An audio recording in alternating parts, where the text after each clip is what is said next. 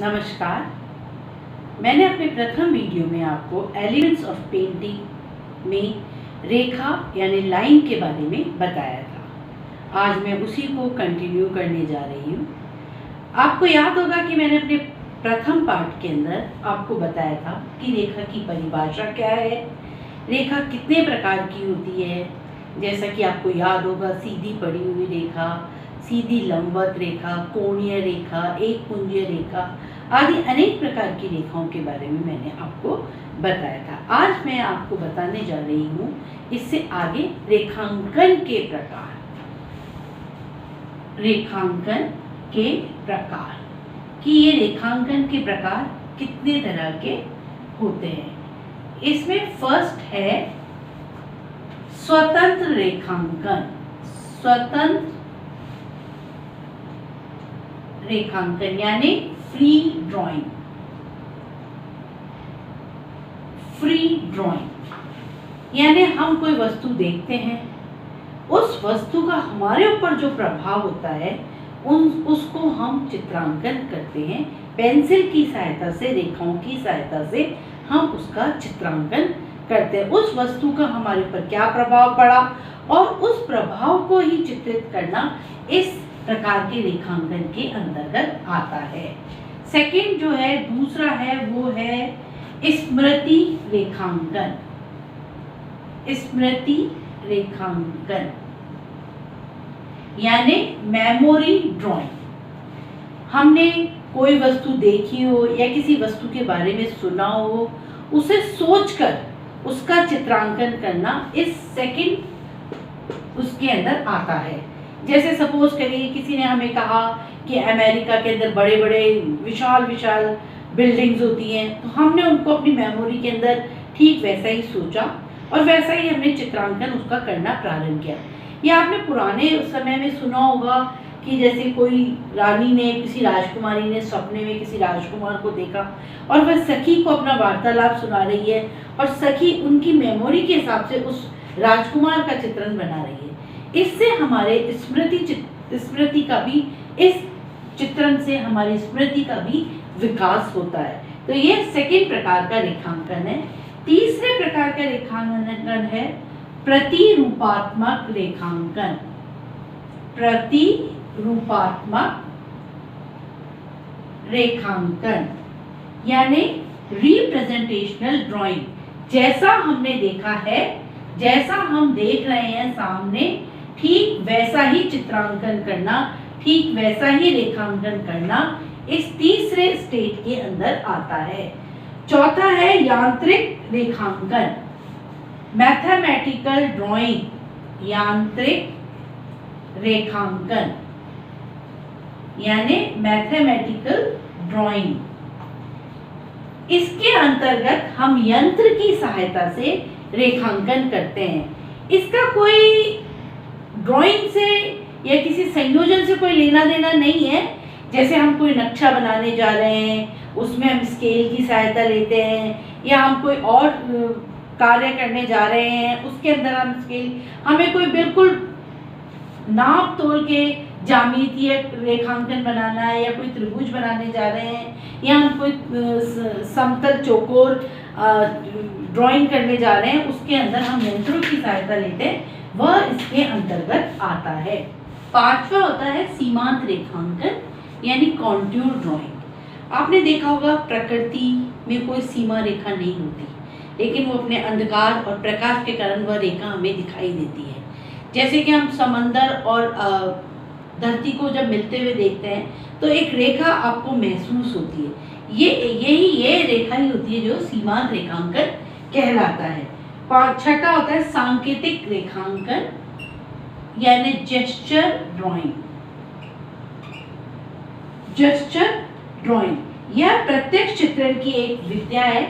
यह प्रत्यक्ष चित्रण की एक विद्या है। इसमें हम सामने वस्तु के आयतन को देखते हैं और ठीक वैसा ही चित्रांकन करने की कोशिश करते हैं। जैसा नाप तोल हमें सामने दिखाई पड़ता है, जैसा कद काठी हमें सामने दिखाई पड़ती है, हम ठीक उसको वैसा ही चित्रांकन करने का, वैसे ही रेखांकन के द्वारा चित्रांकन करने का प्रयास करते हैं। सेवेंथ है प्रकृति रेखांकन। जैसा कि इसके नाम से ही आपको विदित है, प्रकृति का चित्रण। हम रेखा के द्वारा पत्ती, पेड़, पौधे, पहाड़ आदि का चित्रांकन इसके अंतर्गत करते हैं। 8th है वस्तु चित्रण, यानी मैन मेड ऑब्जेक्ट्स का चित्रण। इसे हम दूसरे शब्दों में स्टिल लाइफ ड्राइंग भी कहते हैं। आपका फर्स्ट ईयर में पेपर भी है, प्रैक्टिकल पेपर जो है आपका वह यही है, स्टिल लाइफ। इसके अंतर्गत हम सामने कुछ ऑब्जेक्ट्स आपके रखते हैं, जैसे लोटा, ग्लास, सुराही। इन ऑब्जेक्ट्स को हम हूबहू चित्रित करने का प्रयास करते हैं। इसमें जो वस्तु जितनी पीछे होगी वो उतनी ही धुंधली होगी, उतनी ही लाइट होगी, और जो हमारे आगे जो वस्तु होगा वो उतनी ही शार्प होगी। तो ये इस प्रकार से रेखांकन के प्रकार मैंने आपके बताए। अब है रेखांकन का यंत्रों पर प्रभाव। यंत्रों का रेखा पे क्या प्रभाव पड़ता है ये हम बताते हैं। कोई भी ड्राइंग हम किसी यंत्र की सहायता से करते हैं, बिना यंत्र के सहायता से हम किसी भी ड्राइंग का निर्माण नहीं कर सकते। तो ये यंत्र कौन से हैं हमारे?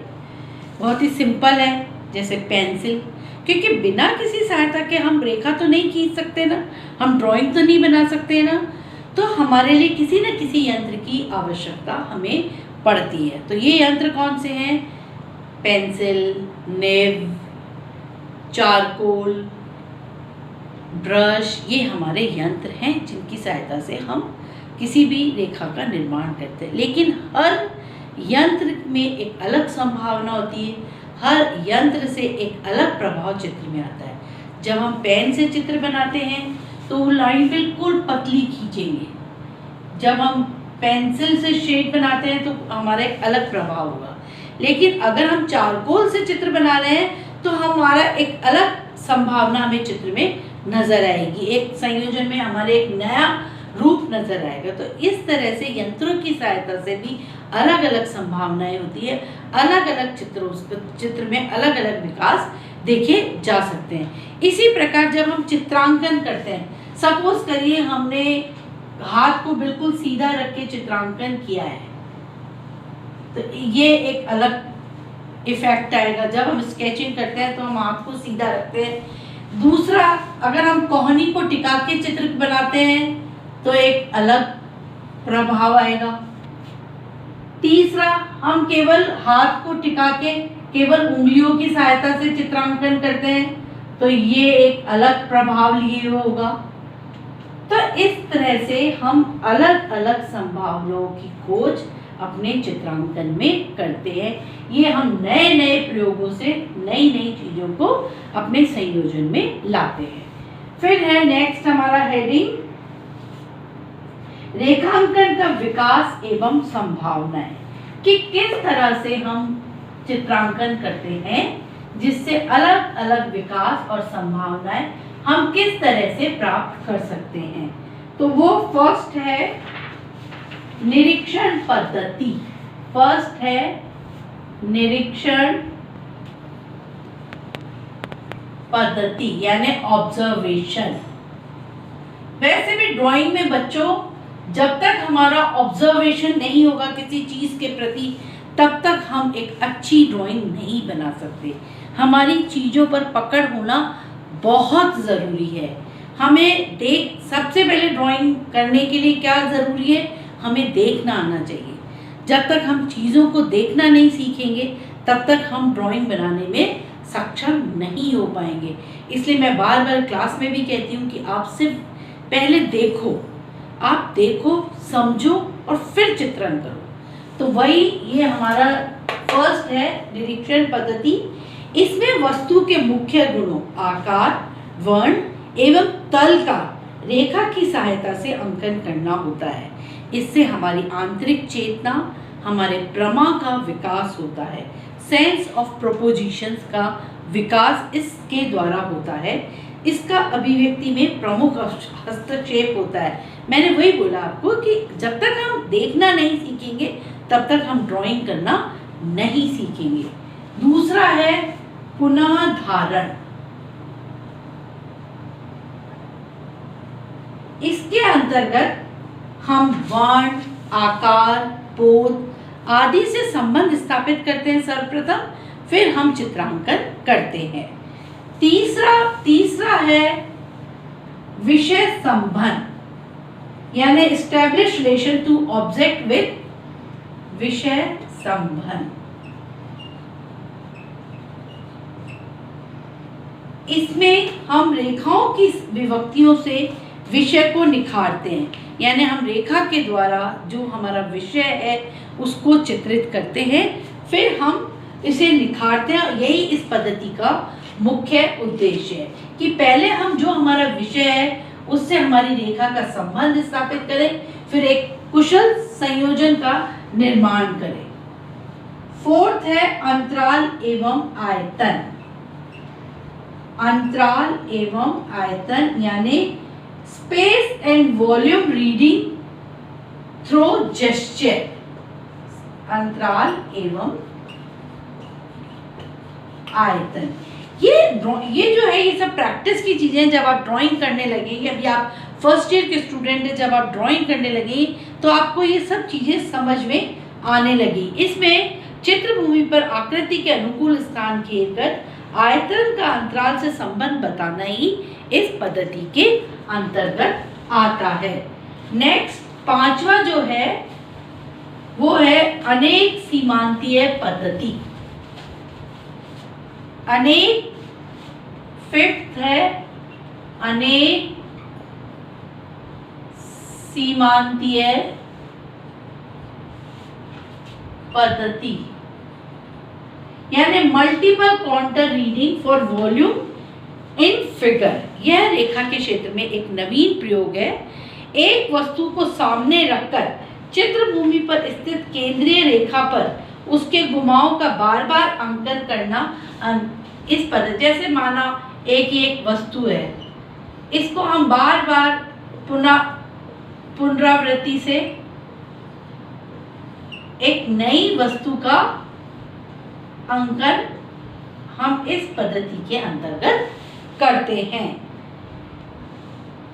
इससे हम अनेक विकास प्राप्त करके अनेक चीजों को की ड्राइंग हम प्राप्त कर सकते हैं। एब्स्ट्रैक्ट पेंटिंग के अंतर्गत इस प्रकार के प्रयोग देखे जाते हैं। चित्रकारों के द्वारा इस प्रकार के प्रयोग देखे जा सकते हैं। नेक्स्ट है छठा स्वर पद्धति। जैसा कि आपके शब्द से प्रकट हो रहा है, स्वर पद्धति यानी हम किसी स्वर की सहायता से चित्रांकन करते हैं। यह भी रेखा के क्षेत्र में एक नया प्रयोग है। एक अंधेरे कमरे के अंदर हम तेज म्यूजिक चला दें और उस म्यूजिक की रिदम के साथ साथ हम रेखा का अंकन करें। जैसा जैसा म्यूजिक चल रहा है वैसा वैसा हम रेखाओं का आकार का अंकन इस पद्धति के अंतर्गत करते हैं। इससे एक नई संभावनाएं चित्र के अंतर्गत प्रकट होती हैं। इसमें ये चित्र हमें ऐसे चित्र अमेरिकन कलाकार पॉलक ने इस प्रकार के चित्रों का, इस प्रकार की पद्धति से अनेक संयोजनों का निर्माण किया है। नेक्स्ट है विलोम पद्धति या अनाभ्यस्त हस्त रेखांकन, रिवर्स ड्राइंग और changing over to the unread hand occasionally. यानी अगर हम सीधे हाथ से ड्राइंग बनाते हैं तो हम उल्टे हाथ से ड्राइंग करके अनेक संभावनाओं को प्राप्त कर सकते हैं। उसी प्रकार नेक्स्ट है तीव्र प्रभाव पद्धति, यानी हम तीव्रता से अपनी ड्राइंग का चित्रण करना। स्केचिंग में हम आपको कहते हैं कि बिना रबड़ की यूज किए फास्ट स्केचिंग करें, नहीं तो सामने वाला ऑब्जेक्ट उठ के चला जाएगा। तो यहाँ हम तीव्र रेखांकन के द्वारा नई संभावनाओं को प्राप्त कर सकते हैं। रेखा में एक प्रकार की ऊष्मा होती है। इस प्रकार हम देखते हैं कि रेखा में एक प्रकार की ऊष्मा होती है, एक प्रकार की एनर्जी होती है, एक प्रकार का रिदम होता है। बिना उस रिदम के, बिना उस एनर्जी के हम किसी भी संयोजन का निर्माण नहीं कर सकते। किसी भी चित्र को बनाने के लिए रेखा बहुत आवश्यक है। पुराने लघु चित्रों में भी रेखा के महत्व को हम देखते हैं, रेखा के महत्व को सदैव से ही माना गया है। अजंता के चित्रों, बाघ गुफाओं के चित्रों या हमारे लघु चित्रों या आज का मॉडर्न पेंटिंग्स हो, सब में रेखा के बिना किसी भी चित्र की निर्मिति असंभव है। तो हमारा फर्स्ट चैप्टर कंप्लीट हुआ आज, रेखा। अब हम एलिमेंट ऑफ पेंटिंग के सेकंड पार्ट को अगले वीडियो में आपको बताएंगे।